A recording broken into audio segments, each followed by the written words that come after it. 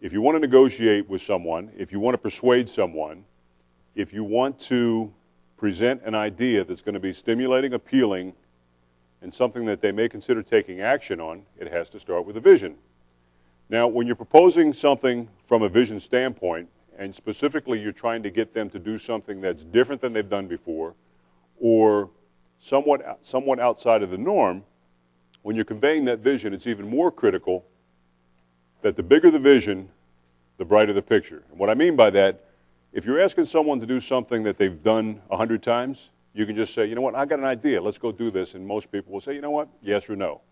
Now, if you're proposing something that is really kind of outside their perspective, something they haven't imagined, something they haven't thought about, something they haven't considered before, it means you have to have more details, more information, make it more vivid, make sure that it's thought through from the standpoint that you've thought about the upside, you've thought about the downside. You thought about what's in it for them, you thought about what's in it for you. You thought about the contingencies of what goes right, you thought about the contingencies of what goes wrong.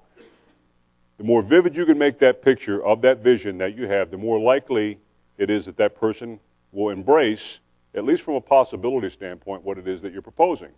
If you just go and you hand them a piece of paper and you say, here, you should do this because I ask you to do it, that's not a vision.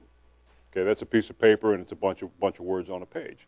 Now, if you all of a sudden can start to describe what it is that you're proposing in such a way that they can see themselves in that vision, they can see themselves taking action within that picture, they can imagine what it would be like if they were to enter into that joint venture with you.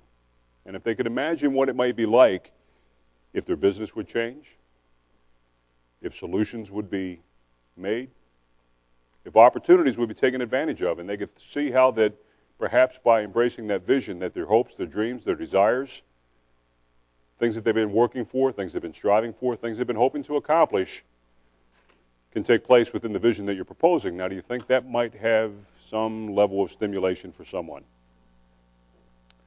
So one of the things that I would encourage you to do is that when you sit down and you write your proposal on paper, or you sit down and you write your ideas on paper, think about it from the elements of an experience. Think about it from the elements of what you would like people to see, what you would like them to say to themselves, what you would like them to imagine. Use vivid language. Use lots of details that invites them into the picture, invites them into the vision that you hold for them.